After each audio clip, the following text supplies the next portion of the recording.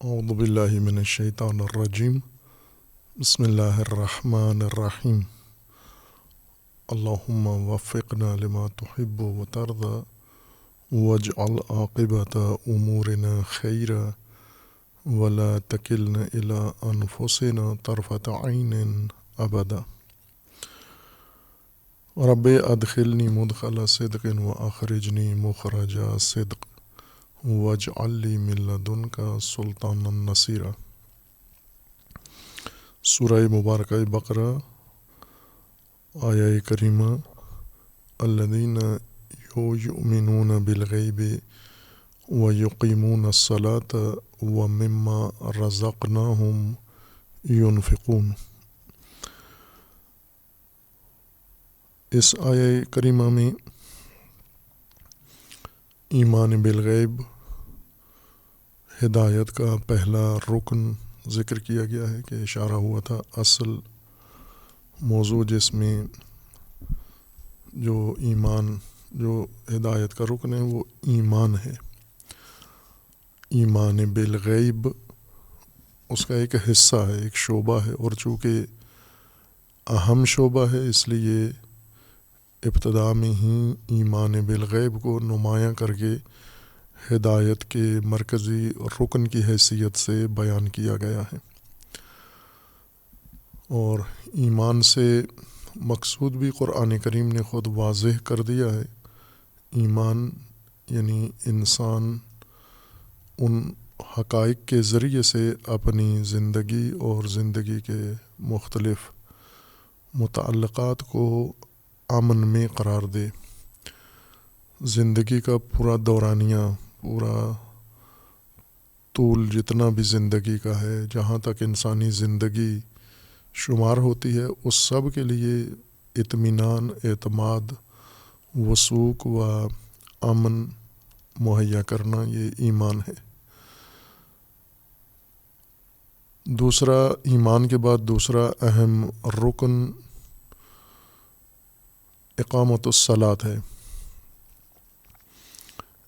اقامت الصلاۃ میں جو متقین کے لیے عمل بیان کیا گیا ہے خصوصیت کے طور پر، وہ فعل اقامہ ہے، جو مکلفیت مومنین کے لیے مقرر کی گئی ہے، متقین کے لیے، کہ وہ اقامہ کریں، قائم کریں، استوار کریں، برپا کریں، کھڑا کریں صلاۃ کو۔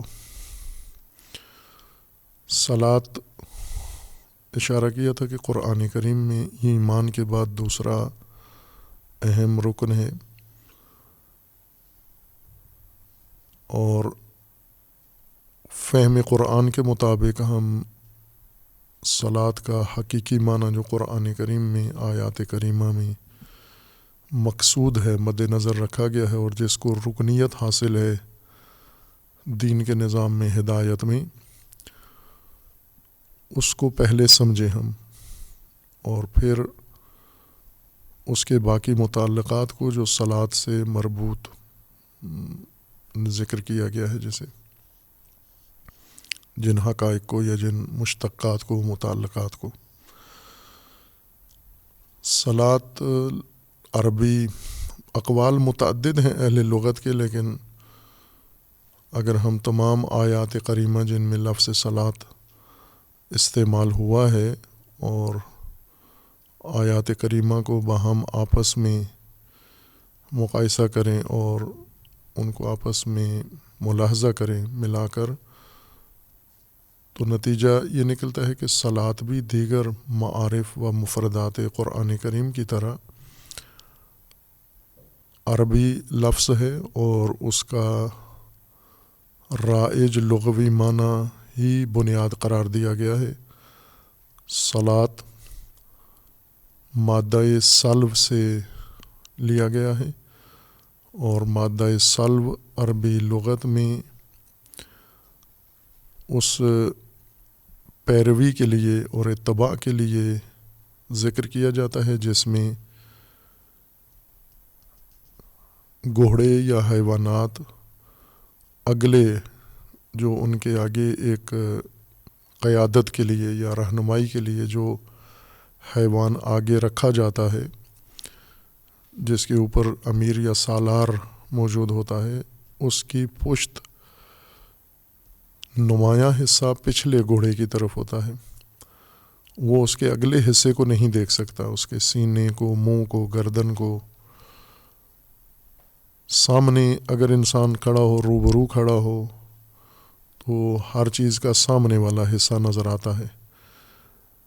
لیکن کچھ کام ایسے ہوتے ہیں کہ جس میں روبرو نہیں ہونا ہوتا، متقابل سمت میں نہیں کھڑا ہونا ہوتا، بلکہ ایک سمت میں سب نے حرکت کرنی ہے، ایک سمت میں سب نے رخ کرنا ہے، ایک جہت کی طرف منہ کرنا ہے سب نے، اور مقصد و مقصود اسی ایک جہت واحدہ میں ہے.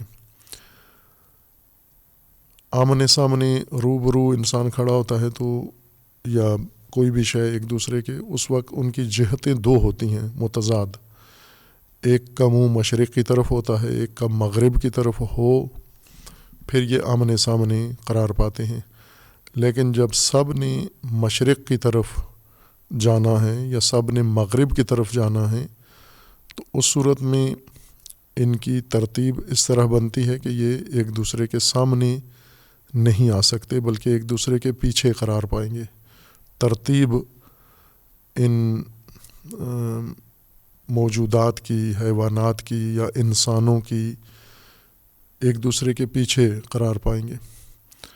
اور جب ایک دوسرے کے پیچھے واقع ہوتے ہیں تو انہیں اس آگے جانے والے حیوان یا آگے جانے والے انسان کی فقط پشت انہیں دکھائی دیتی ہے، اور انہیں اس کو نقطہ قرار دینا پڑتا ہے اور اپنی سمت، اپنی جہت، اپنا ارادہ، اپنی حرکت کو اگلے جانور یا اگلے گھوڑے کے ساتھ منظم رکھنا ہوتا ہے کہ وہ جس سمت میں وہ جا رہا ہے اسی سمت میں پچھلے نے بھی جانا ہے. خوب یہ معنی لغوی اعتبار سے تو حیوانات کے اندر بھی متصور ہے، اور مختلف متحرک موجودات کے اندر یہ معنی متصور ہے. ساکت موجودات کے لیے یہ معنی قابل تصور نہیں ہے یا استعمال نہیں ہوتا.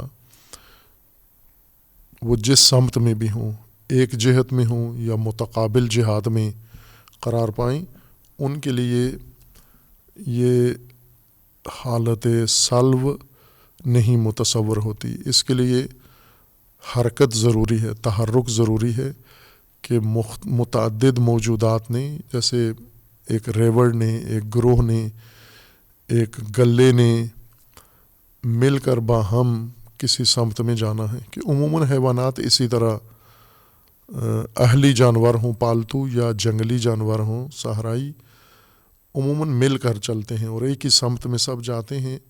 اور ان کے جانے کا طریقہ یہ ہوتا ہے کہ ایک ان کے آگے آگے چلتا ہے اور باقی سارے اس کے مطابق اپنی حرکت کو منظم کرتے ہیں. پچھلے حیوانات کا اگلے حیوان کے سلو پر نگاہ ہوتی ہے، اور اس کے سلو کو یہ مد نظر رکھ کر اپنی حرکت اس کے پیچھے پیچھے انجام دیتے ہیں.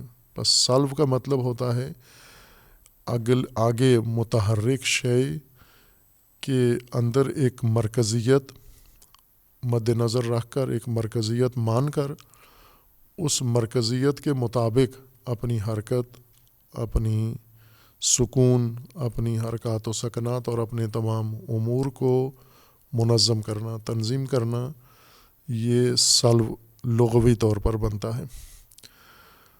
اور ظاہر ہے کہ پھر اس معنی کے لوازمات ہیں سلو کے. اصل سلو گھوڑے کی پشت کے اس مرکزی نقطے کو کہتے ہیں جو نمایاں ہوتا ہے پیچھے چلنے والے حیوان کے لیے.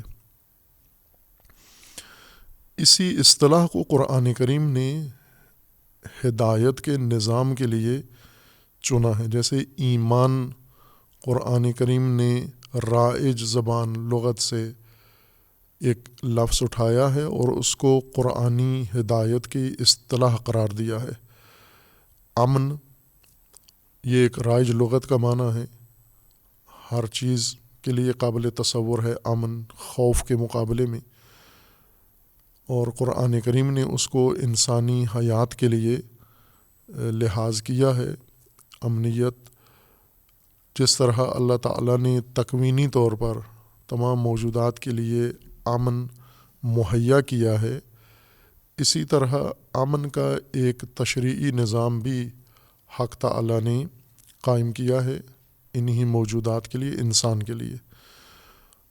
اور امن کا تشریعی نظام انسان نے خود لاگو کرنا ہے۔ اللہ تعالیٰ نے اس کی تشریح کر دی ہے، تفاصیل بیان کر دی ہیں، جزیات ذکر کر دی ہیں، اور انسان کا خوف بھی بیان کر دیا ہے۔ اور قرآن میں اگر نہ بھی ہو تو بھی انسان کا ایک احساس وجدانی ہے، اندرونی احساس ہے کہ انسان متعدد جہات سے زندگی میں خوف رکھتا ہے۔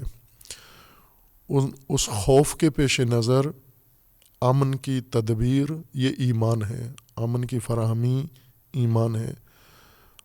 ظاہر ہے یہ امن مختلف وسائل اور مختلف وسائط سے حاصل ہوتا ہے۔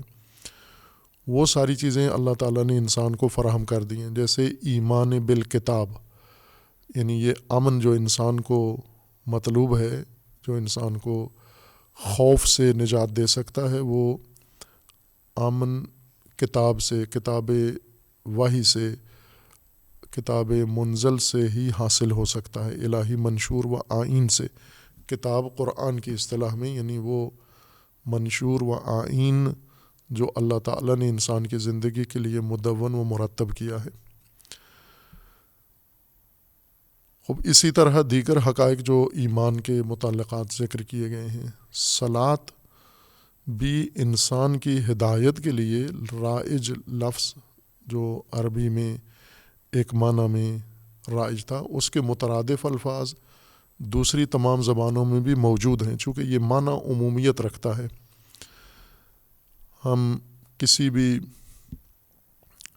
معاشرے کو لحاظ کر لیں، کسی قوم کو، تہذیب کو، جغرافیے کو مد نظر رکھیں تو اس میں ہمیں صلاۃ کا یا سالو کا یہ تصور نظر آتا ہے، حتیٰ انسانوں کے اندر بھی نظر آتا ہے، بے شک وہ مسلمان مومن نہ ہوں یا کوئی بھی دین نہ رکھتے ہوں، لیکن ان کی زندگی کے اندر یہ عمل مشہود ہوگا، یعنی وہ بعض امور اپنے کسی مرکزیت کے تحت انجام دے رہے ہوتے ہیں، اور اس مرکزیت کے ساتھ منسلک ہو کر، اس سے مرتبط ہو کر، اس سے وابستہ ہو کر، متصل ہو کر سارے اپنا کام انجام دیتے ہیں، مذہبی کام ہو یا غیر مذہبی کام ہو۔ مختلف جمعیتیں مختلف اپنی دنیاوی امور اس طرح سے انجام دیتے ہیں۔ یہ کسی نقطے کو مرکزیت مان کر اور اپنے تمام اعمال کو متمرکز کرنا، اس مرکز کے مطابق قرار دینا، منظم کرنا، یہ لغوی مطلب ہے سالو کا، جو عمومیت رکھتا ہے، مختص نہیں ہے دین کے ساتھ۔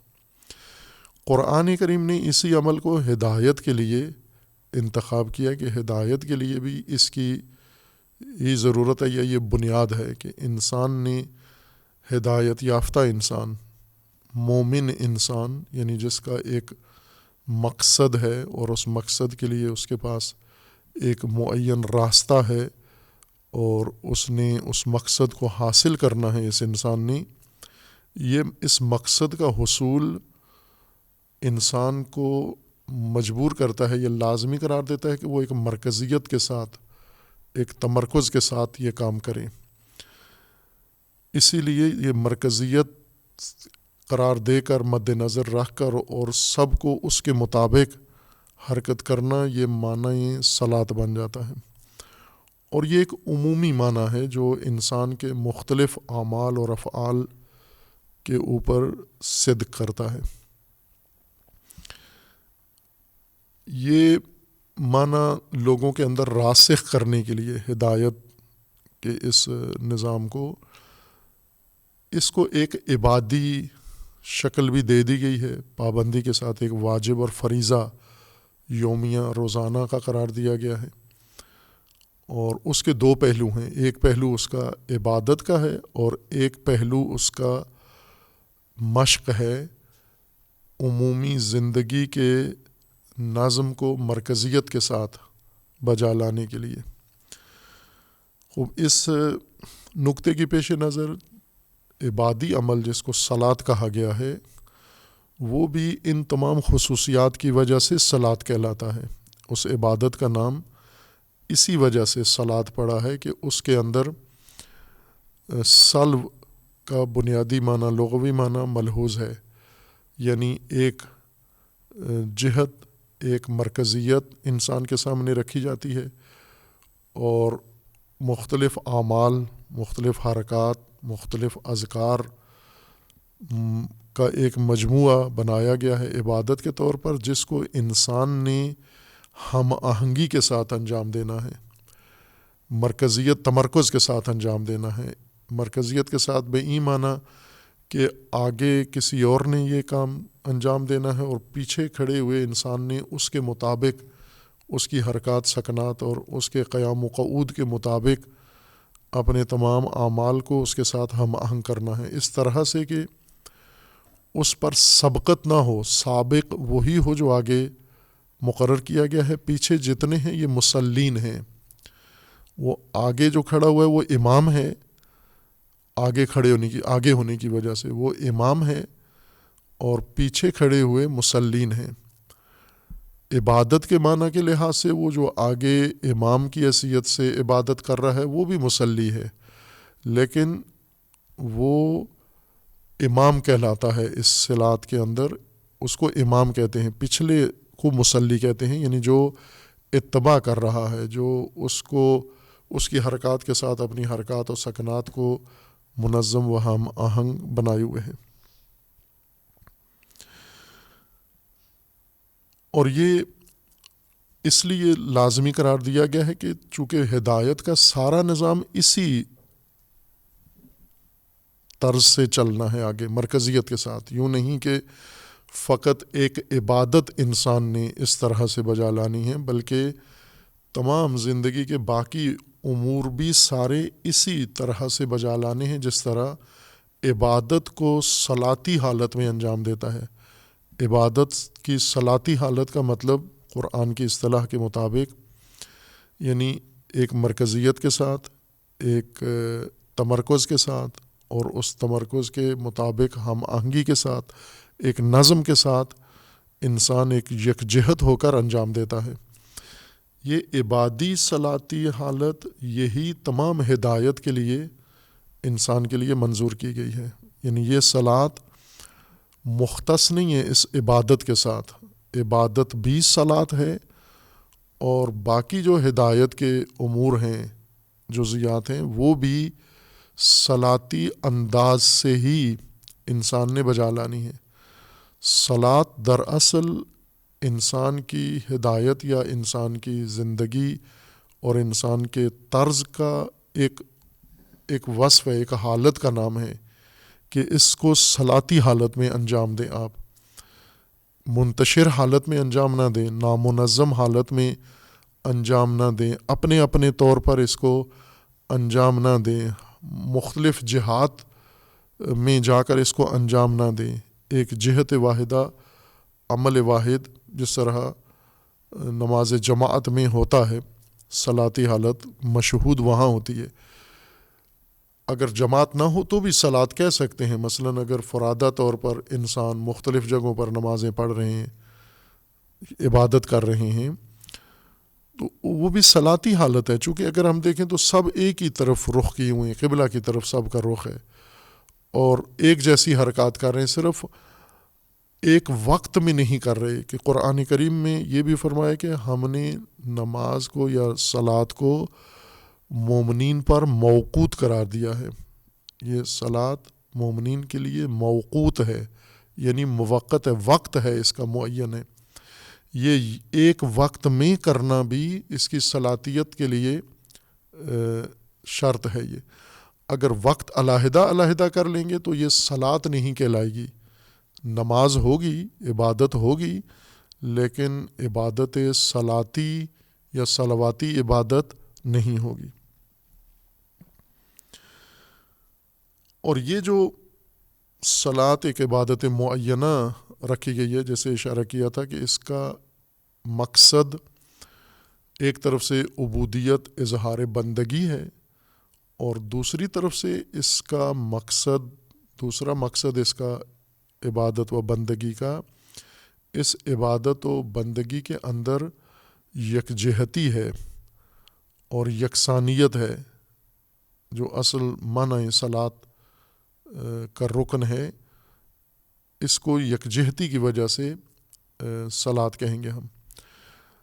اب اس کو جب ہم ترجمہ کیا ہے فارسی میں، اور فارسی سے اردو میں اور دیگر زبانوں کے اندر، اس کو نماز کہا ہے کہ یہ نماز ہے. اصولی طور پر نہیں ہونا چاہیے ترجمہ قرآن کریم کی ان مخصوص اصطلاحات کا، جیسے ایمان کا نہیں ہونا چاہیے ترجمہ. ایمان اسی تلفظ کے ساتھ، اسی حقیقت کے ساتھ تشریح ہونا چاہیے مختلف زبانوں میں. یعنی ایمان ہی رائج ہو. جیسے آج ہم دیکھتے ہیں کہ ٹیکنالوجی، سائنس اور صنعت کی مختلف مصنوعات ہیں اور ان کے نام ہیں. یہ کسی بھی زبان میں استعمال جب ان کا چلا جاتا ہے تو وہ نام جو صنعت کار نے اس کو دیا ہے وہی نام دوسری زبان میں رائج ہوتا ہے. اگر اس کو ترجمہ کر لیں اس کا وہ معنی ختم ہو جاتا ہے. لہٰذا تمام زبانوں میں، جیسے کمپیوٹر ہے تو یہ تمام زبانوں میں کمپیوٹر ہی کہلائے گا. یہ اس کو ترجمہ نہیں کریں گے. ترجمہ جب کریں گے تو پھر تفہیم میں فرق آ جائے گا، خلل آ جائے گا. وہ نہیں سمجھ میں آئے گا جو اصطلاح بنانے والے نے اس کے لیے لفظ مقرر کیا ہے. یا جیسے موبائل ہے، خوب اس کا وہی نام رکھیں گے جو صنعت کار نے، بانی نے، بنانے والے نے اس کے لیے کیا، تاکہ ایک ہی معنی ہر زبان میں سمجھ میں آ جائے. ورنہ اگر اس کا ترجمہ مختلف زبانوں میں کر لیں گے تو کوئی اس سے کچھ مطلب سمجھے گا، کوئی دوسرا مطلب سمجھے گا.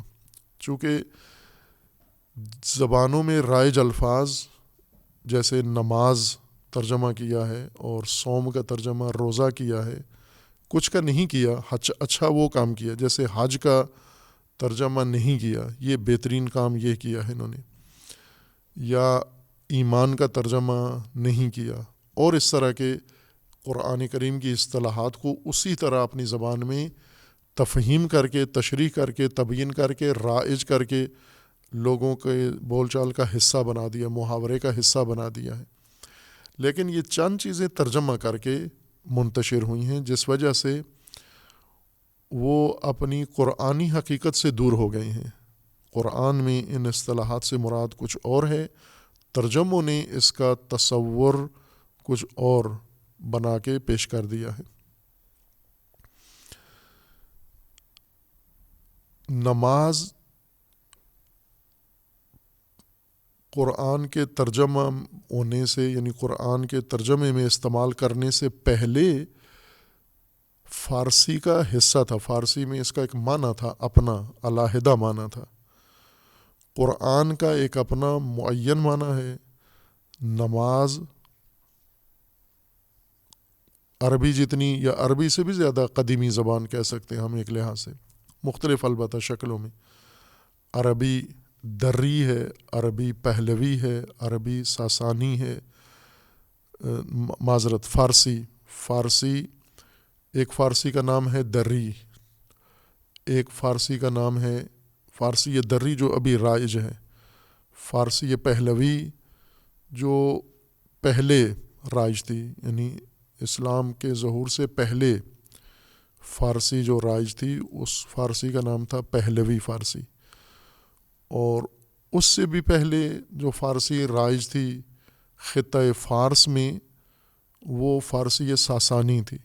یعنی ہزاروں سال پہلے بھی یہ زبان اپنے سرزمین پر اور باسیوں کے لیے اس تہذیب کے اندر رائج تھی، اور اس کے الفاظ کے اپنے معانی تھے. جیسے مثلاً ہم ہندوستان میں بر صغیر میں دیکھیں تو آج ایک زبان پاکستان میں رائج ہے بنام اردو.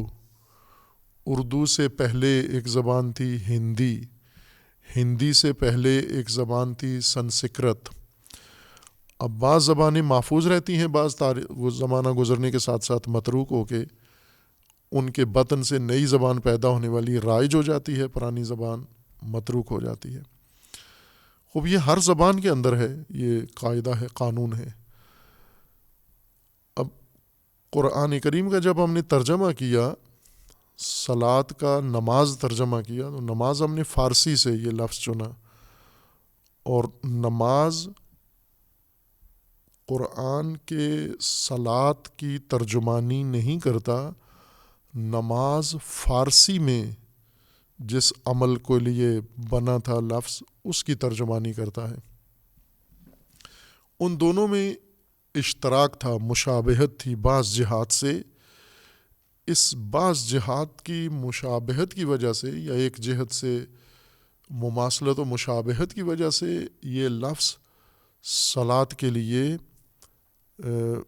قرار دیا گیا ترجمے کے طور پر، متبادل کے طور پر. نماز ساسانی فارسی میں، جیسا فارسی زبان دانوں نے ذکر کیا ہے، فارسی میں زبان شناسی شاید دنیا کی ہر زبان سے زیادہ اس کے اوپر محنت ہوئی ہے. اتنے باقی لوگ اپنی زبانوں کی شناخت، اپنی زبانوں کی تحقیق، اپنی زبانوں کی حفاظت نہیں کرتے جتنا اہل فارس فارسی کی حفاظت کرتے ہیں. خواہ وہ مذہبی طبقہ ہو، اسلام کے بعد ہو، شیعہ ہوں، سنی ہوں، یا جب مسلمان نہیں تھے، پارسی تھے، مجوس تھے، یا اس سے پہلے دیگر جو ان کے ادیان تھے، مزدکی سلسلہ تھا ان کا، اس وقت بھی فارسی کو ایک بڑی ان کے ہاں اہمیت حاصل تھی، آج بھی حاصل ہے. اور فارسی زبان غیر فارسی میں تکلم آج بھی نہیں کرتے، اور فارسی کے علاوہ کسی زبان کو پسند نہیں کرتے. یہ ایک بڑی اہم بات یہ ہے کہ اپنی زبان کے علاوہ دیگر زبانوں کو ضرورت کے وقت، ضرورت کے طور پر سیکھتے ہیں، حاصل کرتے ہیں، لیکن پسند نہیں کرتے. پسند فقط اپنی زبان کرتے ہیں، برخلاف پاکستانیوں کے کہ یہ اپنی زبان سے نفرت کرتے ہیں، حقارت سے اپنی زبان کو دیکھتے ہیں، پسند نہیں کرتے اردو کو. انہیں دوسری زبانیں پسند ہیں.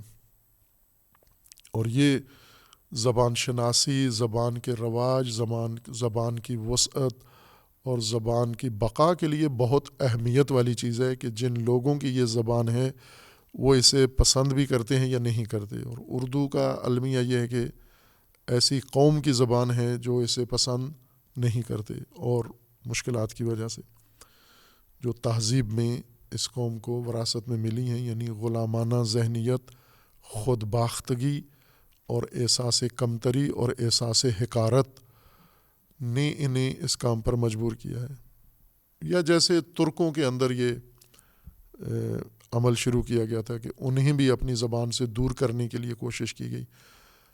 فارسی زبان والوں کو اپنی زبان سے دور کرنے کے لیے بہت محنت کی گئی، لیکن چھوڑی نہیں انہوں نے اپنی زبان، اور وہ انس و محبت ان کا اپنے درمیان قائم ہے. ابھی مثلاً فارسی زبان، کئی ملک ہیں جو فارسی بولتے ہیں، اور ان کے اندر مختلف طبقات ہیں، کچھ مذہبی ہیں، کچھ غیر مذہبی ہیں، کچھ شیعہ ہیں، کچھ سنی ہیں، کچھ بے دین ہیں، لا مذہب ہیں، یا دیگر مذاہب سے، ادیان سے ان کا تعلق ہے. یہود ہیں، مسیحی ہیں، اور ارمنی ہیں، مختلف اقوام مختلف ہیں، لیکن یہ سب کے سب فارسی کے اوپر اتفاق رکھتے ہیں. فارسی میں ان کو کوئی ایسی چیز نہیں ہے جو فارسی میں ایک دوسرے، مثلا ایک مذہبی ایک غیر مذہبی، فارسی میں دونوں متفق ہیں، متحد ہیں، ایک زبان ان کو آپس میں جوڑ دیتی ہے. مذہب میں ایک دوسرے سے الگ ہو جاتے ہیں، زبان میں ایک ہو جاتے ہیں۔ خوب اس وجہ سے ان کے ہاں زبان دانی اور زبان شناسی کا عمل بہت منظم اور بہتر اور تحقیقی اور علمی ضوابط کے مطابق انجام پایا ہے۔ ایک ایک لفظ فارسی کا اس کی پوری تاریخ ہے کہ یہ لفظ کس حالت میں کس زبان میں تھا، پھر وہ لفظ دوسری زبان میں منتقل ہوا تو کیا حالت اس نے اختیار کی، وہ لفظ تیسری زبان میں تیسرے مرحلہ زبان میں جب شامل ہوا تو اس کی کیا کیفیت ہوئی، اور آج رائج شکل اس لفظ کی کیا ہے۔ اتنی محنت دوسری زبانوں میں نہیں نظر آتی۔ خوب اس کے مطابق نماز موجودہ دری فارسی میں نماز کہتے ہیں، اس سے پہلے پہلوی فارسی تھی جس میں اس کا تلفظ نماز ہوتا تھا، یعنی زے کے بجائے زے ایک نقطے والی، اس کے بجائے 3 نقطوں والی زے، جس کو یہ کے طور پر یہ اور زے کے درمیان تلفظ ہوتا ہے، اس تلفظ کے ساتھ اس کو لکھا بھی جاتا تھا اور پڑھا بھی جاتا تھا۔ اور اس سے پہلے ساسانی زبان میں اس کو نماک یا نماچ کہا جاتا تھا، چے کے ساتھ، یا نماک کہا جاتا تھا۔ خوب یہ تطور لفظ نماز کے لغوی طور پر فارسی کی تاریخ کے اندر موجود ہے، اور لفظ اس وجہ سے تاریخ اپنی رکھتا ہے چونکہ اصل یہ لفظ ایک معنی کی حکایت کرتا ہے، ایک معنی کے لیے مقرر کیا گیا تھا، وہ معنی جو فارسی تہذیب میں بہت ہی اہم معنی تھا، اور وہ معنی تھا تعظیم، یعنی خم ہو کر بادشاہ کے سامنے، سلطان کے سامنے، حاکم کے سامنے خم ہو کر اس کی تعظیم بجا لانا، یعنی بدن کو خم کرنا ایک خاص انداز سے جو تعظیم کی علامت ہو۔ یہ فارسوں میں ابھی تک بھی ہے، باقی اقوام کی نسبت فارسی میں یہ آداب فارسوں کے اندر زیادہ ہیں باقی اقوام کی نسبت، خصوصاً یہ تعظیمی الفاظ بھی زیادہ ہیں باقی زبانوں کی نسبت، اور اس کے عملی طریقے بھی زیادہ ہیں کہ کس طرح بادشاہ یا سلطان یا حاکم یا اس سے بھی آگے، چونکہ پارسی اور فارس میں جتنے بھی تاریخ ہمیں نظر آتی ہے تو ان کا کوئی نہ کوئی دین ہے پیچھے، کوئی مصدق کے بارے میں کہا جاتا ہے کہ وہ اس نے مذہب سے ہٹ کر تعلیم دی تھی۔ کمیونسٹ یا سوشلسٹ اپنے آپ کو کہتے ہیں کہ ہم مصدق کے پیروکار ہیں، لیکن تاریخی طور پر وہ بھی ایک مذہب کا پیروکار تھا، یا ایک مذہب کا بانی تھا، ایک مذہب کا رہبر تھا جس نے اپنا مذہب وہاں پر لوگوں کو پہچانوایا۔ اس کے اصول موجود ہیں کہ علامہ اقبال نے بھی اپنے کلام میں اس کی طرف اشارہ کیا ہے، یعنی لا مذہبیت نہیں تھی، وہ بھی ایک مذہب تھا، اور اس مذہب میں جو رائج اور معروف مذاہب ہیں ان کے ایک سنویت ہے، یعنی ایرانی یا فارس اہل فارس مذہبی طور پر 2 خداؤں کے قائل تھے، اہریمن اور یزدان، یعنی خیر اور شر کے علیحدہ علیحدہ خدا رب، ایک خدا کے قائل تھے یہ خیر کا خدا ہے اور ایک خدا شر کا کہہ لیتے تھے، چونکہ خیر و شر میں تضاد ہے اور خیر و شر ایک خدا سے دونوں منسوب نہیں ہو سکتے، لہٰذا وہ 2 منبع قائل تھے، اہریمن اور یزدان۔ ایک مذہب جو ان کا ہے، یعنی اسی اعتقاد کے ساتھ ساتھ، وہ ہے آتش پرستی، کہ یہ آگ کی پرستش کرتے تھے، جو ابھی بھی ان کی ثقافت میں ہے۔ ہر سال نوروز کے موقع پر آخری بدھ، نوروز سے پہلے جو پچھلے سال کا آخری بدھ ہوتا ہے، تو آج بھی باوجود حکومت اسلامی کے ایرانی اس عمل کا مظاہرہ کرتے ہیں، یعنی آگ جلاتے ہیں، آگ میں کودتے ہیں، آگ کا طواف کرتے ہیں اور آگ کے لیے بڑی خاص اہمیت کے قائل ہیں۔ جس طرح ہندوستان میں اگنی یعنی آگ ایک خاص ان کے مذہب کا حصہ ہے، عبادت کا حصہ ہے۔ وہ جب کوئی بھی مذہبی عمل انجام دیتے ہیں تو وہ آگ، علامتی آگ کے ذریعے کرتے ہیں، اور اپنے مردوں کو بھی آگ میں ڈال دیتے ہیں، چونکہ ان کے نزدیک آگ یہ ایک رحمت ہے۔ آگ کے ذریعے سے بھگوان اور آگ کے ذریعے سے جس مبدا کے بھی قائل ہیں وہ در حقیقت آگ کے ذریعے سے سارے فیض یا انسان کو ضروریات پہنچاتا ہے۔ خب پارسیوں کے اندر بھی آگ کی پرستش تھی، موجود تھی، اور بعضوں نے لکھا ہے کہ ستارہ پرست بھی رہے ہیں سابعین کے بارے میں کہ یہ ایران ہی کے ایک خطے میں تھے، بلکہ ابھی بھی کہا جاتا ہے کہ شاید یہ اہواز کے علاقے میں کسی جگہ مقیم ہیں یہ لوگ۔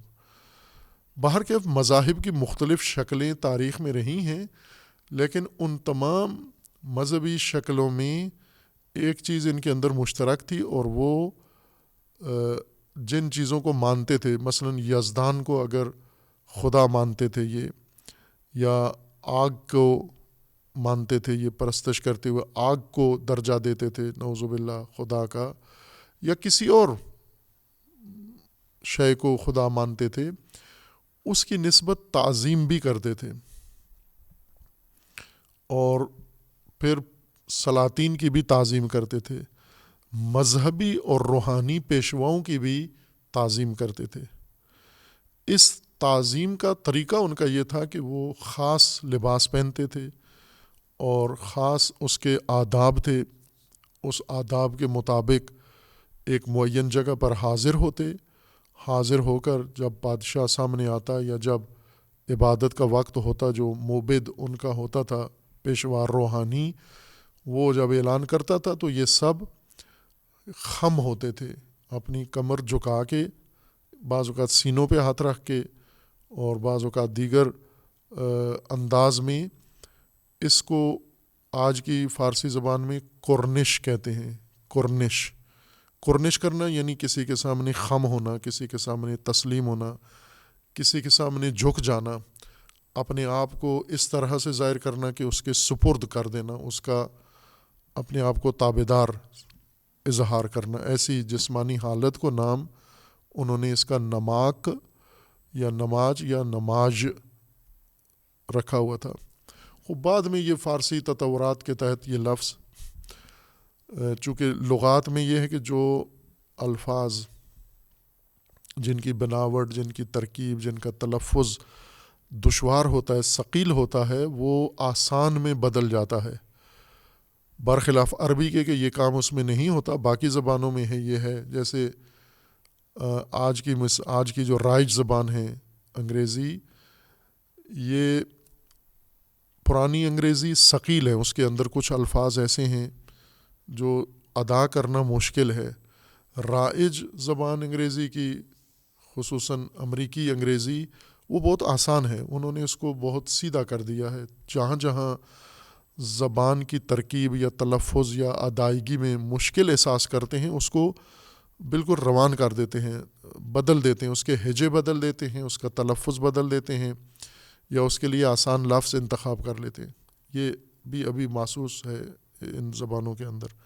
خب فارسی میں بھی اسی طرح ہوتا رہا کہ بعض جو پیچیدہ الفاظ تھے یا دشوار تھے، یا لہجے ان کے مختلف تھے، کچھ تو لہجے تھے، یعنی الفاظ نہیں تھے، لہجے تھے۔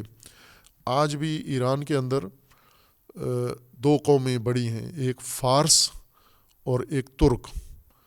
فارس وہ لوگ ہوتے ہیں جن کی مادری زبان ہی فارسی ہے، اور ترک جن کی اصل مادری زبان ترکی ہے، لیکن آذری یا ترکی اس کو کہتے ہیں، لیکن ایرانی ہونے کی وجہ سے فارسی بھی جانتے ہیں۔ جیسے پاکستان میں پشتون ہیں یا بلوچ ہیں یا سندھی ہیں، کہ ان کی اصل زبان، مادری زبان سندھی ہے، لیکن قومی زبان کو بھی جانتے ہیں، اردو بھی جانتے ہیں یہ۔ ترکوں کا لہجہ فارسی میں علیحدہ ہے. ترک جب فارسی بولتے ہیں تو اپنے لہجے میں ہی بولتے ہیں، اور ہمیں یہ لگتا ہے کہ وہ گویا کوئی اور لفظ تلفظ کر رہے ہیں. یعنی فارس جب وہی لفظ بولتا ہے تو ایک طرح سے تلفظ کرتا ہے، ترک جب یہ لفظ تلفظ کرتا ہے یہی لفظ تو وہ اپنے لہجے سے تلفظ کرتا ہے. جیسے کاف کو ترک جب تلفظ کرتا ہے تو چے کے طرف مائل کر کے اس کو تلفظ کرتا ہے.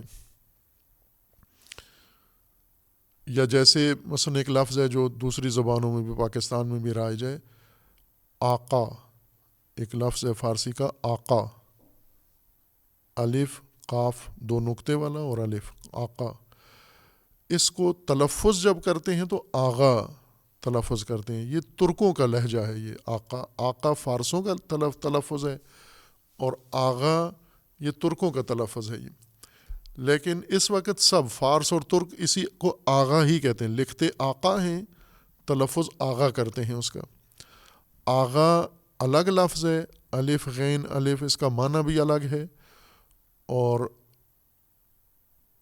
آقا الگ لفظ ہے. وہ جو فارسی لفظ ہے وہ آغا نہیں ہے، آقا ہے، لیکن لہجے کی وجہ سے اس کو آغا تلفظ کرتے ہیں. خوب اس طرح ہر زبان کے اندر ہے، لہجوں کی وجہ سے بھی زبان میں فرق آیا ہے.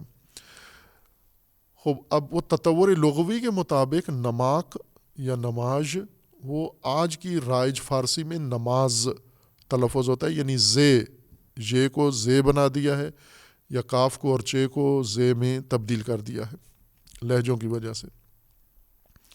لیکن معنی میں کوئی فرق نہیں پڑا. اصل معنی جو اہل فارس کے ہاں رائج تھا وہ جسمانی طور پر اظہار تعظیم کے لیے خم ہونا. یہ یعنی تعظیم ایک عمل تھا جس کی خاطر خم ہوتے تھے. یہ خم ہونے کو نماز کہتے تھے. لیکن یہ خم ہونا نہ کسی اور ضرورت، کوئی چیز اٹھانے کے لیے خم ہونا یا ورزش کے لیے خم ہونا، اس کو نہیں، تعظیم کے لیے خم ہونا. کسی بڑے کے سامنے، کسی عظمت، صاحب عظمت کے سامنے خم ہونے کو نماز کہتے تھے. خوب یہی انہوں نے دیکھا صلاۃ کے اندر کہ صلاۃ ایک عبادی عمل ہے اور اس کے اندر یہ خم ہونا، تعظیم کا رکن اس کے اندر شامل ہے. اس وجہ سے اس کو بھی انہوں نے کہا یہ تو وہی کام ہے جو ہم کرتے آ رہے ہیں. یعنی جب مسلمان آئے اور انہوں نے صلاۃ عبادی انجام دی تو ایرانیوں کے لیے کوئی اجنبی کام نہیں تھا. انہوں نے کہا یہ تو ہم کرتے ہیں، یہ خم ہو کر تعظیم کرنا. لیکن شاہوں کے لیے کرتے تھے، یا اپنے فرضی خداؤں کے لیے کرتے تھے، یا آگ کے لیے تعظیم کرتے تھے. اب وہ اللہ وحدہ لا شریک کے لیے تعظیم کرتے ہیں. تو انہیں صلاۃ کے اندر وہ کرنش اور خم ہونا و تعظیم نظر آئی. اس وجہ سے انہوں نے اس کے لیے مناسب لفظ جو مانوس تھا ان کے لیے، اس کو نماز ہی کہا کہ یہ جو قرآن میں ہے اور مسلمان انجام دے رہے ہیں، نماز ہی بجا لا رہے ہیں، نماز کر رہے ہیں، یعنی تعظیم کر رہے ہیں. خوب نماز اور صلاۃ میں صرف یہ ایک چیز مشترک ہے آپس میں، یعنی تعظیم کے لیے اپنی جسمانی حرکت انجام دینا جس سے تعظیم احترام کا شائبہ ملتا ہو. خوب نماز میں، صلاۃ میں ہے سجدہ کیا جاتا ہے، تو اس سے یہی ہوتا ہے کہ اللہ کی بارگاہ میں جب انسان پیشانی ٹیکتا ہے یا رکوع کرتا ہے یا دیگر جو متعلقہ اعمال صلاتی انجام دیتا ہے، تو اس کے اندر تعظیم ایک اہم رکن ہے، اس کے اندر یہ موجود ہے. پس نماز اور صلاۃ کا اشتراک فقط اتنا ہی ہے، لیکن ہم نے پورے صلاۃ کو نماز میں کہہ دیا. اب کہتے نماز ہے، مراد صلاۃ لیتے ہیں. صلاۃ معنی کے لحاظ سے بہت وسیع عمل ہے، تعظیم اس کا ایک رکن ہے، لیکن نماز کی تمام حقیقت تعظیم ہے. نماز تعظیم کے علاوہ کچھ اور چیز اس کے اندر موجود نہیں. یعنی نماز میں متمرکز ہو کر تعظیم کرنا شامل نہیں ہے. نماز میں یکجہت ہو کر تعظیم کرنا شامل نہیں ہے. اگر ایک نے ادھر منہ کر کے ایک نے ادھر منہ کر کے تعظیم کر دی تو نماز ہو گئی ہے, کرنش ہو گئی ہے. خم اگر ہو جائے ایک انسان جہاں بھی کھڑا ہے جیسے بھی ہے, یہ خمیدگی, یہ تعظیم نماز بن جاتی ہے. لیکن یہ اس صلاۃ نہیں کہلاتی, چونکہ صلاۃ اس صورت میں یہ عمل کہلائے گا جب اس کے اندر بنیادی رکن صلاۃ یعنی تمرکز, مرکزیت, اور اس مرکزیت کی پیروی ہم آہنگی کے ساتھ, ایک نظم کے ساتھ ہو کہ ایک پہلے یہ کام کرے پھر اس کے بعد دوسرا, اسی کی دیکھا دیکھی اور سارے اس کی ساتھ ہم آہنگ ہو کر ایک جہت ہو کر یکسانیت کے ساتھ عمل بجا لائیں تو یہ صلاۃ کہلاتا ہے.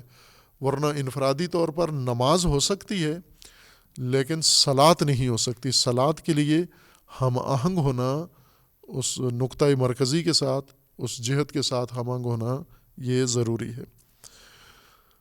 بس اس لیے بہتر تھا کہ نہ ہوتا یہ ترجمہ, نماز صلاۃ ہی کی تفسیر ہوتی. جس طرح حج ترجمہ نہیں ہوا, ایمان کا ترجمہ نہیں ہوا, زکوٰۃ کا ترجمہ نہیں ہوا, خمس کا ترجمہ نہیں ہوا, عبادات میں سے یا معارف دینی میں سے 2 عبادتوں کا ترجمہ ہوا ہے. صوم کو روزہ اور صلاۃ کو نماز کہا گیا ہے. ابھی ہم اس صلاتی مفہوم کو یہ سمجھتے ہیں کہ اقامت الصلاۃ, نماز اور صلاۃ میں یہ فرق ہے کہ نماز وہ عمل نہیں ہے جو قائم کیا جائے, اقامت پذیر نہیں ہے, ایک فعل ہے, اس کو انسان انجام دے سکتا ہے جیسے دیگر افعال ہے. جیسے کھانا کھانا, وہ کھانا قائم کرنا نہیں ہوتا, پانی پینا پانی پینے کی طرح ہے. تعظیم کرنا, کرنش کرنا, یہ اقامہ پذیر اعمال نہیں ہے. بس نماز اپنے بنیادی معنی کے لحاظ سے اقامت والا عمل نہیں ہے, جبکہ صلاۃ اقامتی عمل ہے. اور یہ بہت اہم ہے, معنی صلاۃ کی تشخیص میں خود اقامت قرینہ ہے کہ آپ صلاۃ کا ہر معنی نہیں کر سکتے, وہی معنی کر سکتے ہیں جس کے اندر قیام متصور ہو اور اقامہ متصور ہو جس کے اندر, یعنی اقامت پذیر عمل کو معنی قرار دے سکتے ہیں آپ. لہذا تعظیم یا کرنش اور خمیدگی یہ اقامت کے بغیر بھی ہو سکتا ہے, یعنی اس کو قائم کرنا ضروری نہیں ہے یا قائم شاید نہ کیا جا سکے. دیگر انسان کے معمول کے اعمال کی طرح, جیسے بولنا ہے, جیسے سننا ہے, جیسے دیکھنا ہے, یا جیسے توہین کرنا ہے, یہ بھی ایک عمل ہے. تعظیم کے مقابلے میں توہین ہے, وہ توہین قائم تو نہیں کی جا سکتی, اقامت پذیر نہیں ہے. صلاۃ اقامت پذیر ہے. بس صلاۃ ایک ایسا معنی ہے جس کو آپ نے قیام دینا ہے, قائم کرنا ہے, اس کو کھڑا کرنا ہے اس کو, اور جو چیز کھڑی ہوتی ہے وہ محض ایک عمل نہیں ہے. عمل کھڑا ہونا یہ متصور نہیں ہے جب تک یہ عمل ایسے نظام کا حصہ نہ ہو کہ وہ نظام قائم ہو سکتا ہے, اس کی جز ہونے کی وجہ سے یہ اقامت پذیر ہوگا صلاۃ. پس صلاۃ ایک وسیع مفہوم ہے. صلاۃ کا مطلب تمام اعمال, نہ صرف تعظیم میں, تمام اعمال, تمام ہدایت کا جتنا بھی نظام ہے, اس نظام کو ایک مرکزیت کے ساتھ انجام دینا, تمرکز کے ساتھ انجام دینا, ایک یکجہتی کے ساتھ انجام دینا, اور ایک ہم آہنگی کے ساتھ منظم طریقے سے انجام دینا, کسی مقرر کردہ نمونے کے مطابق انجام دینا, یہ عمل صلاۃ کہلاتا ہے. اور اسی معنی میں قرآن کریم نے اس معنی کو استعمال کیا ہے مختلف میں. ایک تو اقامت الصلاۃ ہے کہ متعدد آیات ہیں قرآن کریم کی جہاں پر صلاۃ کو اقامت کے ساتھ جوڑا ہے. جیسا پہلے کہا تھا کہ قرآن کریم نے ہدایت کا جو ترتیب متعارف کروائی ہے اس میں 3 بنیادی چیزیں ہیں. ایک ایمان, اقامت الصلاۃ, ایتاء الزکوٰۃ. یہ ترکیب ہے خاص, یعنی رکنیت ہے, اور اس کا مطلب یہ ہے کہ یہ تینوں بنیادی ہدایت کے ستون ہیں. ایک ایمان ہے یعنی امن کی فراہمی, امنیت. دوسرا صلاۃ ہے, مرکزیت. اور اتباع پیروی ایک یکجہتی کے ساتھ اس سارے کام کو کرنا ہے۔ امن بھی پوری زندگی کے اوپر سایہ فگن ہو، یعنی یوں نہیں ہے کہ ایک عمل دوسرے اعمال کے مقابلے میں امن کہلائے گا۔ امن کو یا ایمان کو ہم ایک خاص عمل قرار دیں دیگر اعمال کے مقابلے میں۔ عمل ایمان یعنی امن کی فراہمی وہ فریضہ ہے یا وہ عمل ہے جو تمام اعمال کے ساتھ جڑا ہوا ہے۔ امن کا تعلق ہر چیز کے ساتھ آ جاتا ہے، یعنی اس کی بنیاد ایمان ہوگی، ایمان اس کے ساتھ جڑا ہوا ہوگا ہر چیز کے ساتھ۔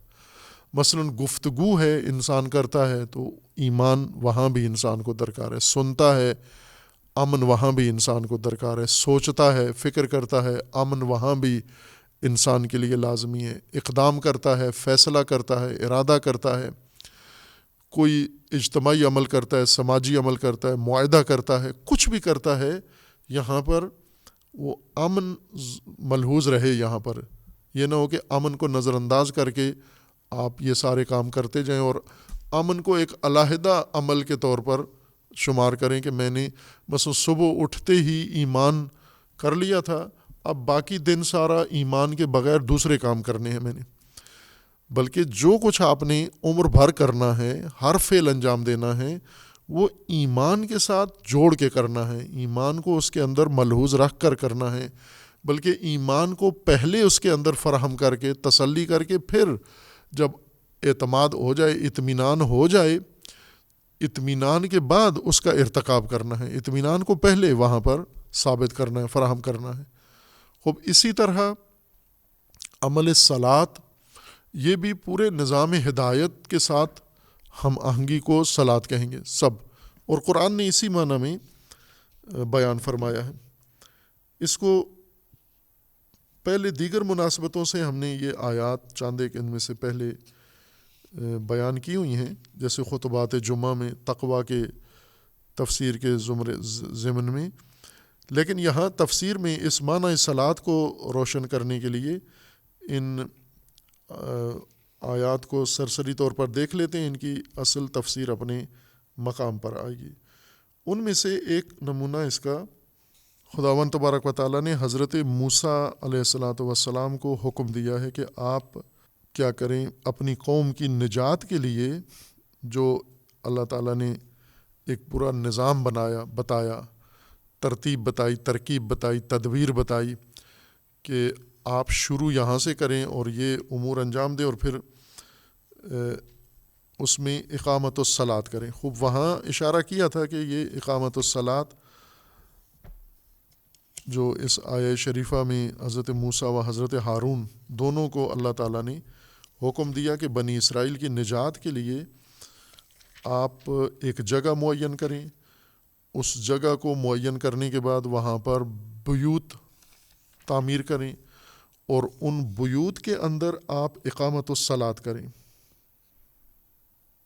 سورہ یونس میں آیا 87 میں، سورہ مبارکہ یونس میں، اس سے پہلے ذکر ہے حضرت موسیٰ علیہ السلام کا اور قوم بنی اسرائیل کا، جو ماجرا ہوا جادوگروں کے ساتھ۔ فرعون نے جو چال چلی تھی حضرت موسیٰ علیہ السلام کو زج کرنے کے لیے کہ یہ جادوگر ہیں، جادوگر بلائے مقابلہ کریں تاکہ لوگوں کے نظروں میں اس عمل کو، دعوت حضرت موسیٰ علیہ السلام کو خراب کریں، اس لیے اس نے یہ رنگ دینے کی کوشش کی اور اس میں خود رسوا ہو گیا۔ خوب اس کے بعد حضرت موسیٰ علیہ السلام کا فرمان ہے، وقال موسیٰ یا قوم ان کنتم آمنتم باللہ فعلیہ توکلوا ان کنتم مسلمین۔ اے قوم، اگر آمنتم باللہ، اگر امن کے لیے اللہ کو آپ نے چن لیا ہے یا امن کے لیے اللہ کو سہارا بنا لیا ہے، آپ نے ایمان باللہ، آمنتم یعنی آپ نے اپنی امنیت کے لیے اللہ کو ذریعہ اگر بنا لیا ہے تو پھر فعلیہ فتوکلوا، توکل کرو، اب سپرد کرو کام اللہ کے ذمہ۔ ان کنتم مسلمین، اگر مسلم ہو، مسلم یعنی اگر تسلیم ہو گئے ہو اللہ کے سامنے، اللہ کے نظام کے سامنے، تو آپ یہ کام کرو. فقالوا علی اللہ توکلنا، تو انہوں نے کہا کہ ایسا ہی ہے، ہم چونکہ اللہ پر ایمان لے آئے ہیں، یا اللہ کو ہم نے اپنے امن کا ذریعہ مان لیا ہے، سہارا مان لیا ہے، اب ہم توکل بھی اللہ پر کرتے ہیں. توکل اللہ کا مطلب یہ ہوتا ہے کہ تمام امور اب اللہ کے سپرد، اللہ کی تدبیر کے مطابق کرو. پھر اگر اللہ پر، اللہ کو امن کا مان لیا اپنے ذریعہ سبب، تو اس کی علامت یہ ہے کہ اب تمام معاملات اللہ کے حوالے کر دو. اللہ کے حوالے کرنے کا مطلب یہ ہے کہ جیسا اللہ تعالیٰ نے حکم دیا ویسے ہی کرو. توکل سپرد کرنا ہے. پھر انہوں نے کہا کہ ربنا لا تجعلنا فتنة للقوم الظالمین. ساتھ دعا بھی کی کہ ہم یہ اقدام کر رہے ہیں نجات اور آزادی کا، لیکن ہمیں اس قوم ظالمین کے لیے فتنہ، آزمائش نہ بنائیں. وَنَجِّنَا بِرَحْمَتِكَ مِنَ الْقَوْمِ الْكَافِرِينَ، اور ہمیں قوم کافر سے نجات عطا کر دے. اب نجات انہوں نے جب طلب کی، یہ طلب اللہ تعالیٰ نے، وہ اللہ کو انہوں نے مان لیا، اللہ تعالیٰ پر توکل کیا، اللہ نے بھی ان کو تدبیر فوراً بلا وقفہ بتا دی. وَأَوْحَيْنَا إِلَى مُوسَى وَأَخِيهِ أَن تَبَوَّأَ لِقَوْمِكُمَا بِمِصْرَ بُيُوتًا. اللہ تعالیٰ نے وحی کی موسیٰ اور موسیٰ کے بھائی ہارون کو، ان تبوّأ لقومکما، ایک جگہ مختص کریں.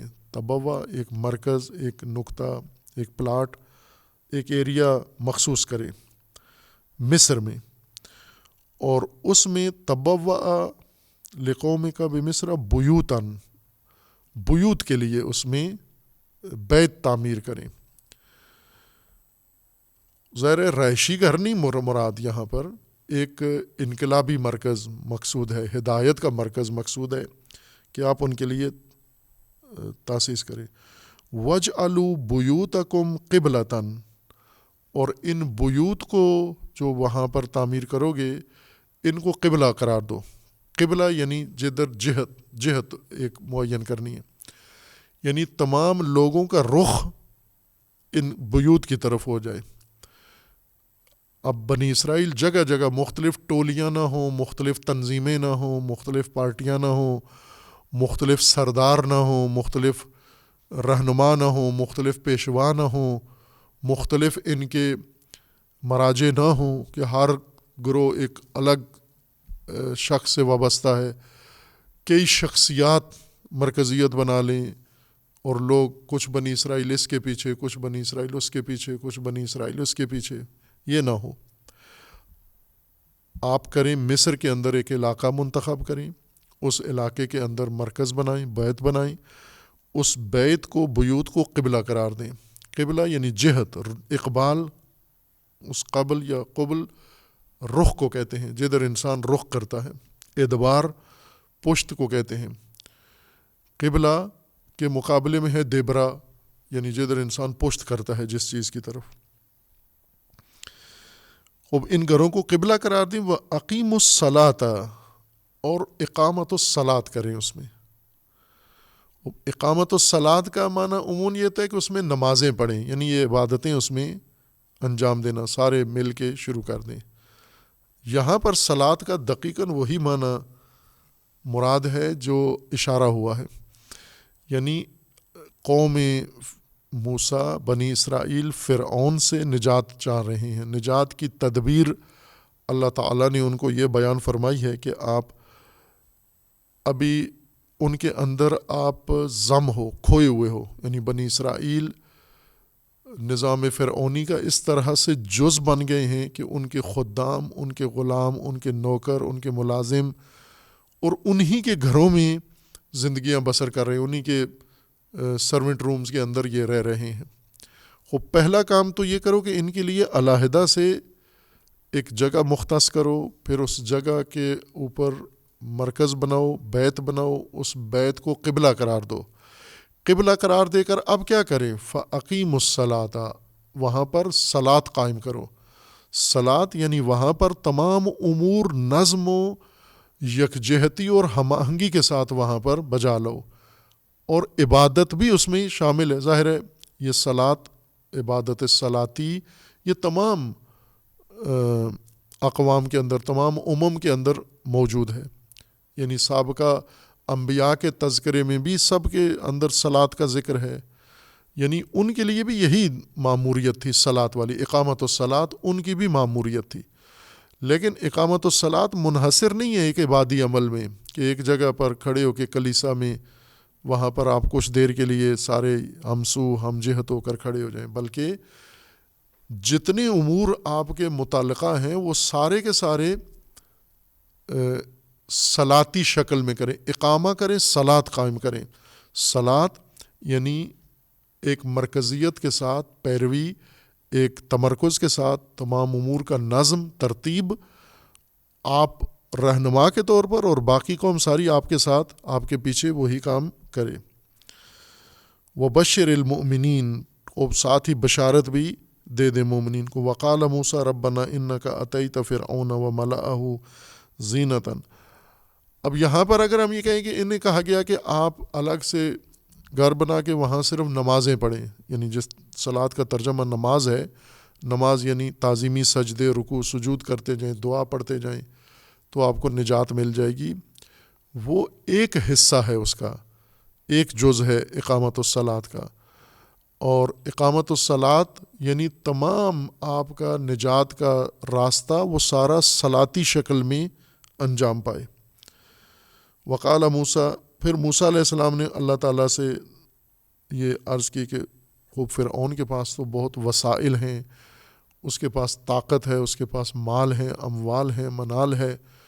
خوب اس اور ہمارے پاس اتنا نہیں ہے. ہم آہنگ کر رہے ہیں اپنے امور اللہ کے فرمان کے مطابق، لیکن وہ اگر کمزور ہو تو ہم کامیاب ہو سکتے ہیں. اگر وہ اتنا ہی طاقتور رہا تو وہ تو ہمیں مسل دے گا. اور اللہ تعالیٰ نے یہ دعا بھی قبول کر لی اور فرعون کو ضعیف کر دیا، ہر پہلو سے فرعون کو کمزور کر دیا. ربنا طمس علی اموالہم واشدد علی قلوبہم فلا یؤمنوا حتی یروا العذاب العلیم.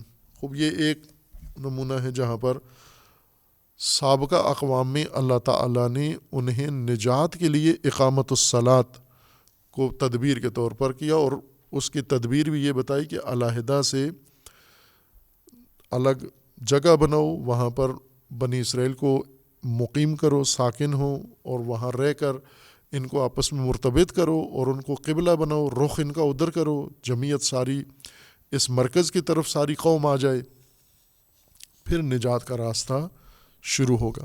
لیکن اگر حضرت موسیٰ نے ایک مرکز بنایا اللہ کے کہنے پر، حضرت ہارون ایک اپنا الگ مرکز بنا لے، پھر اور بھی تو سامری ایک اپنا الگ بنا لے، مدرسہ بنا لے، تو تیسرا ایک اپنا الگ مرکز بنا لے، بنی اسرائیل کی پارٹیاں بنا لیں، جمعیتیں بنا لیں، ایک لیڈر، ایک بنی اسرائیل کا حصہ سامری کے پیچھے، ایک بنی اسرائیل کا حصہ حضرت ہارون کے پیچھے، ایک حضرت موسیٰ کے پیچھے، ایک آگے اور جو ان کے اندر، جیسے قارون بھی بنی اسرائیل میں سے تھا، خوب ایک قارون کے مثلاً پیچھے چل پڑیں یا فلاں کے پیچھے چل پڑیں. یہ اگر اپنے اپنے مراکز بنائیں گے تو نجات نہیں ہے.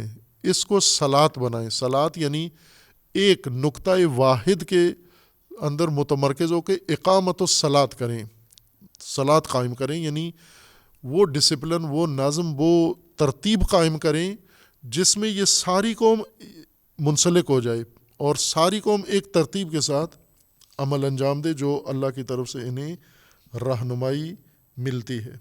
سورہ مبارکہ نساء میں آیا 103 میں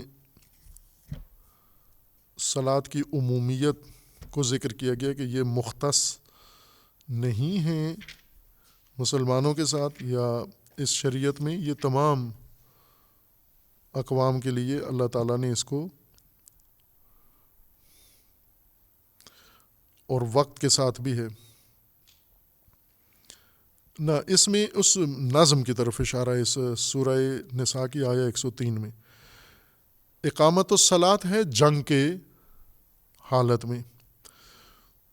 وَإِذَا كُنْتَ فِيهِمْ فَأَقَمْتَ لَهُمُ الصَّلَاةَ فَلْتَقُمْ طَائِفَةٌ مِّنْهُمْ مَعَكَ وَلْيَأْخُذُوا أَسْلِحَتَهُمْ فَإِذَا سَجَدُوا فَلْيَكُونُوا مِنْ وَرَائِكُمْ وَلْتَأْتِ طَائِفَةٌ أُخْرَى لَمْ يُصَلُّوا فَلْيُصَلُّوا مَعَكَ وَلْيَأْخُذُوا حذرهم وأسلحتهم ود الذين كفروا لو تغفلون عن أسلحتكم وأمتعتكم فيميلون عليكم ميلة واحدة ولا جناح عليكم إن كان بكم إذا من مطر أو كنتم مرضى أن تضعوا أسلحتكم وخذوا حذركم إن الله أعد للكافرين عذابا مہینہ۔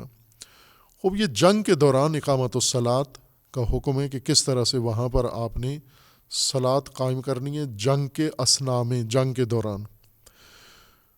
اور بہت خوبصورت ترتیب رہنمائی ہے کہ اس طرح سے آپ اقامت الصلاۃ بھی کریں گے اور اس طرح سے آپ جنگ بھی کریں گے۔ فَإِذَا قَضَيْ یعنی یہاں پر یہ عمل عبادی مقصود ہے، جنگ کے دوران صلاۃ عبادی آپ نے انجام دینی ہے، یہ جس کو صلاۃ معینہ عمل عبادی مقرر کیا گیا ہے۔ فَإِذَا قَضَيْتُمُ الصَّلَاةَ فَاذْكُرُوا اللَّهَ قِيَامًا وَقُعُودًا وَعَلَى جُنُوبِكُمْ فَإِذَا اطْمَأْنَنْتُمْ فَأَقِيمُوا الصَّلَاةَ إِنَّ الصَّلَاةَ كَانَتْ عَلَى الْمُؤْمِنِينَ كِتَابًا مَوْقُوتًا۔ خوب یہ حتماً قائم کرنی ہے صلاۃ، اقامہ صلاۃ اثناء جنگ میں، یعنی کوئی چیز مستثنا نہیں ہے، کوئی زندگی کا حالت کیفیت انسان کی مستثنا نہیں ہے جس میں اقامت الصلاۃ نہیں کرنا آپ نے۔ خوب یہ بنیادی رکن ہے، اس کو جاری رکھنا ہے آپ نے۔ اور ساتھ یہ بتا دیا کہ ان الصلاۃ کانت علی المؤمنین کتابا موقوتا، یہ کتاب موقوت ہے، یہ وہ عمل ہے انسانوں کے لیے مقرر کر دیا گیا ہے جو ایک تو کتاب ہے، یعنی ایک نظم و ترتیب ہے اس کے اندر، اور دوسرا وقت کے ساتھ معین ہے، اس کا وقت معین ہے۔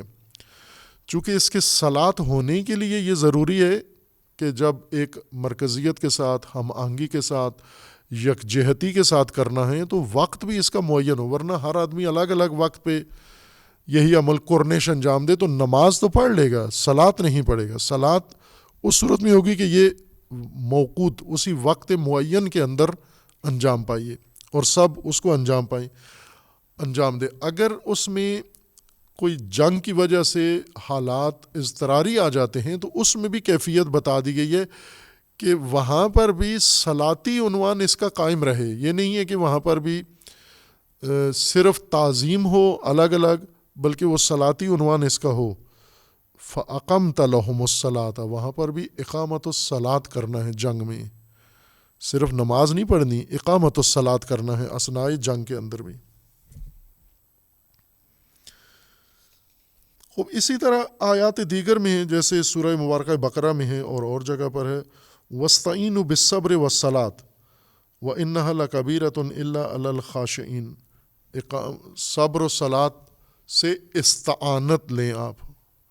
خوب صبر کی ردیف میں صلاۃ کو رکھا گیا ہے، اور جہاں انسان استعانت ضرورت ہے، جیسے پہلے ایاک نستعین میں کیا آئے ہیں، اون کس کو کہتے ہیں، کس مدد کو کہتے ہیں، اور کیسے انسان اللہ سے طلب کرتا ہے۔ اب ہم نے کہہ دیا ایاک نستعین تو اللہ نے جواب بھی دے دیا کہ استعینوا بالصبر والصلاۃ، آپ اللہ سے اعانت چاہتے ہو، استعانت کیا ہے تو اللہ نے استعانت کا جواب اعانت کی صورت میں دے دیا ہے کہ یہ لو اون کیا ہے، صبر ہے، استقامت اور صلاۃ ہے۔ اب صلاۃ یہاں کیسے ہمیں صبر کی طرح اس سے نتیجہ لے سکتے ہیں، یہ اسی صورت میں ہو سکتا ہے کہ جب صلاۃ کو آپ اس کے اپنی قرآنی معنی میں لیں، ورنہ صرف اگر نماز ہو تو اس کا مطلب یہ ہے کہ نہیں دعا کریں، جیسے معنی کیا گیا ہے کہ صلاۃ کا معنی دعا ہے، یعنی صبر کریں اور دعا کریں۔ دعا تو ایسے موقع کے لیے نہیں رائے حل بتایا گیا، صلاۃ بتایا گیا ہے۔ صلاۃ کا مطلب یہ ہے کہ صبر جیسی ہی اس کے اندر تاثیر ہے، جیسے استقامت ہے اسی طرح صلاۃ بھی ہے، کہ وہ صلاۃ عبادی بھی ہے جو عمل مخصوص عبادت ہے، اور وہ عمومیت بھی ہے، یعنی آپ کا باقی عمل بھی سارے کام اس نظام صلاۃ کے مطابق ہوں۔ اقامت الصلاۃ کرنا ہے آپ نے، اقامت الصلاۃ سے در حقیقت مومنین کا نظام مستحکم ہوتا ہے، مضبوط ہوتا ہے۔ اس لیے صلاۃ کو ایمان کے بعد بنیادی رکنیت دین میں اور ہدایت میں کی، اور باقی تمام مراحل اس کا نتیجہ ہیں، صلاۃ کا نتیجہ ہیں. جیسے الگ روایات میں ہیں، ابھی وقت ہمارا تمام ہے، ان روایات کو بعد میں ذکر کریں گے کہ صلاۃ کے آثار کیا ہیں. صلاۃ کے آثار یہ ہیں کہ یہ تنہا عن الفحشاء والمنکر، منکرات ختم کر دیتی ہے صلاۃ، فحشا ختم ہو جاتا ہے صلاۃ سے. خوب صلاۃ کو اگر آپ اس معنی قرآنی میں لیں تو پھر یہ تاثیر اس کے اندر نظر آتی ہے کہ اگر اقامت الصلاۃ ہو، یعنی صلاۃ، نظام صلاۃ قائم ہو جائے، یہ ہم آہنگی کے ساتھ سارے یکجہت ہو جائیں، یکسو ہو جائیں، ایک نظام کے ساتھ متصل ہو کے عبادتیں بھی اور غیر عبادتیں سب ہم آہنگ کریں، صلاتی عنوان سے کریں، کو منکرات کہاں سار اٹھائیں گے؟ منکرات تو اس وقت ہوتے ہیں کہ جب آپ غیر صلاتی دین اختیار کیے ہوئے ہو. یہاں پر منکرات بھی، فحشا بھی پیدا ہو جاتا ہے.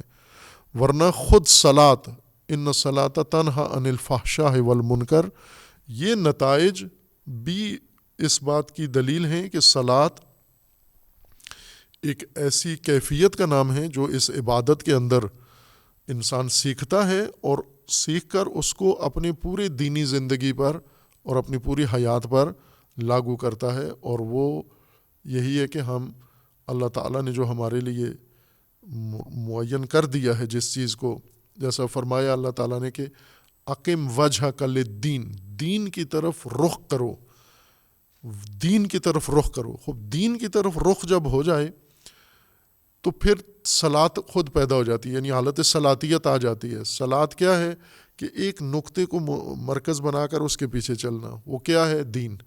فَأَقِمْ وَجْهَكَ لِلدِّينِ حنیفہ، حنیفاً دین کو مد نظر قرار دو، نصب العین قرار دو.